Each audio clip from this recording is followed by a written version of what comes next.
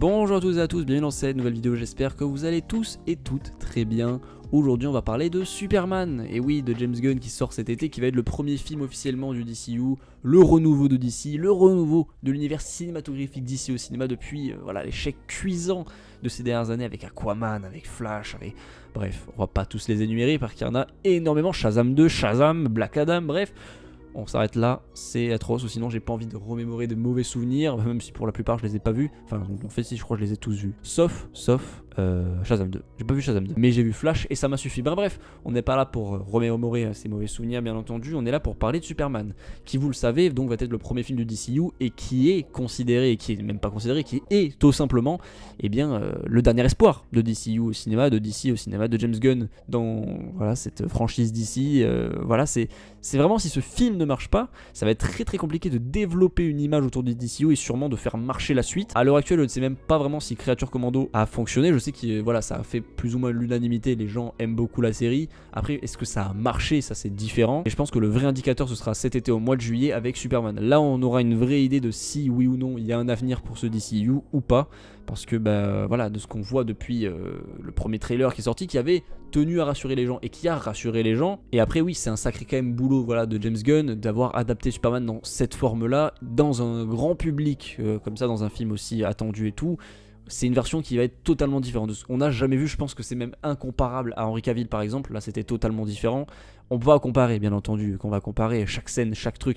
Et ça commence déjà même avec les trailers. Donc c'est pour vous dire qu'évidemment, il va souffrir ce film. Il va énormément souffrir. Et c'est pour ça que j'ai un petit peu peur pour le futur de Superman, tout simplement parce que, comme je vous l'ai dit, c'est censé être le dernier espoir. Si ce film ne marche pas, c'est déjà terminé.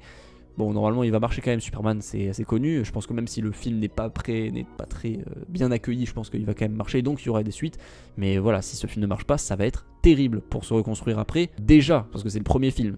Et en fait, ce que je comprends pas, et ça c'est un petit coup de gueule, à travers cette vidéo, c'est que depuis, on a été pas très rassuré. On a eu un deuxième trailer, enfin un TV spot qui est sorti donc de 30-40 secondes il y a 2 semaines. Dans ce trailer, qu'on nous montre, on voit tout simplement des images qu'on a déjà vues du trailer, notamment de nouvelles avec Lex Luthor, mais après globalement c'est toujours pareil. Et à la fin du trailer, on a un nouveau truc qui est ça. Voilà, Superman qui a un strabisme. Je suis pas fermé à avoir des problèmes de strabisme avec Superman, au contraire, bien entendu. Mais évidemment, vous vous en doutez, les effets spéciaux ne sont pas finis. Voilà, pour le film, là, ils sont encore en post-production. Je sais pas s'il y aura des reshoots, non, je pense quand même pas. Mais voilà, c'est la post-production. Voilà, c'est la post-production. Les effets spéciaux sont pas finis. Donc, en fait, moi, ce que je me pose comme question, c'est pourquoi montrer de telles choses si ce n'est pas fini? Parce que là, tu te mets une balle dans le pied, en fait. Que réfléchissez, comme je vous l'ai dit, c'est censé être le dernier espoir. Là, ce film, s'il ne marche pas, il faut donc donner envie aux gens. Si ce film ne marche pas, c'est fini. Donc, il faut donner envie aux gens d'aller le voir. Il faut montrer vraiment des trucs incroyables. Le premier trailer balançait pas mal. Alors, oui.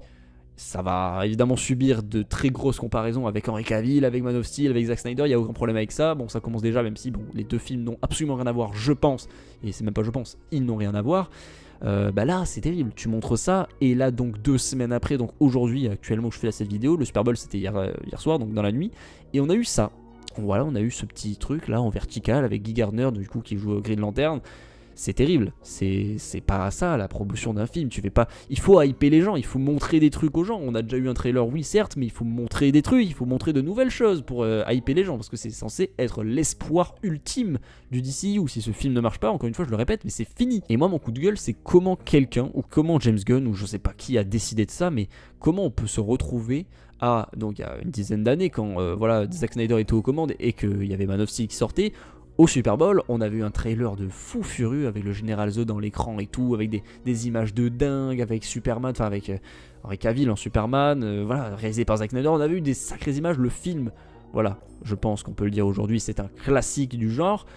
C'est horrible d'avoir donc une dizaine d'années après vraiment un downfall aussi énorme pour Superman, où on se retrouve avec, même pas Superman, avec Guy Gardner, donc Green Lantern. Le film Superman va être montré comme ça avec Guy Gardner, avec sa coupe horrible et son design moche dans un trailer Super Bowl. Alors je dis trailer, enfin design moche, bon soit j'ai pas vraiment de problème avec les designs des personnages, même pas Guy Gardner en vrai je m'en fous, mais là tu montres ça à des millions de gens, je pense que c'est plus... Et là, tu dois rassurer parce que les retours qu'il y a eu sur le dernier spot qui est sorti donc il y a 2 semaines n'ont pas rassuré du tout les gens, et les gens ont gueulé comme pas possible, surtout avec la dernière image où Superman a un strabisme. Donc là, il faut rassurer. Et qu'est-ce que tu nous envoies? Tu nous envoies ça 2 semaines après au Super Bowl, l'événement le plus attendu pour les fans de la pop culture. Mais c'est pas possible. Qui a eu cette idée stupide? C'est ça que je me pose comme question. Je fais souvent ce genre de vidéo quand il y a quelque chose qui me fâche un peu et quand je comprends pas tout simplement comment ils réfléchissent à leur campagne promotionnelle de leur film qui coûte des centaines de millions d'euros, enfin de dollars.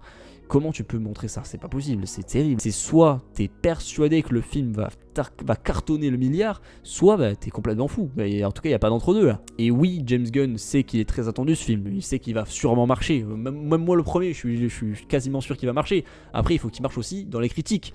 Bon, là aussi, je pense que je suis assez positif là-dessus. Mais bon, je pense quand même que le film va subir un énorme bashing et un énorme boycott peut-être autour de globalement la situation de Henry Cavill. Je pense que voilà, les gens commencent déjà à comparer chaque millimètre de ce Superman avec celui d'Henry Cavill. Donc évidemment, quand le film va sortir, ça va être terrible. Ce film va énormément subir là-dessus, ça je vous le dis.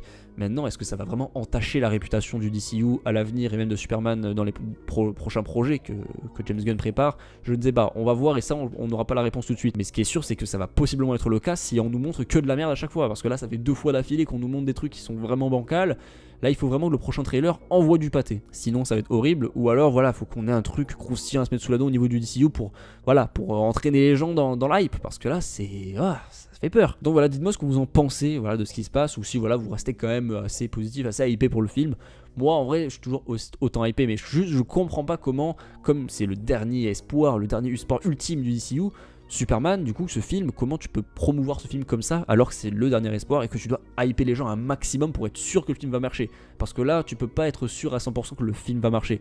Même avec Creature Commando, c'est pas un indicateur, c'est même si la série a cartonné de fou, ça veut pas dire que Superman derrière va cartonner. On a déjà eu des exemples avec le MCU où voilà, il y avait des films qui cartonnaient de fou, des séries qui cartonnaient de fou, puis là, le truc d'après, il bide totalement et tu sais pas pourquoi. Donc là, ça peut aussi arriver. Donc James Gunn, il connaît tout ce game et je me dis comment c'est possible d'avoir accepté un truc pareil. Enfin, il faut vraiment être sûr de soi et avoir une confiance en soi inébranlable. Et ça, c'est terrible. Quand tu vois le trailer, et je suis désolé, là, le truc du Super Bowl, c'est horrible. Enfin, en plus, la blague là du bowl, enfin...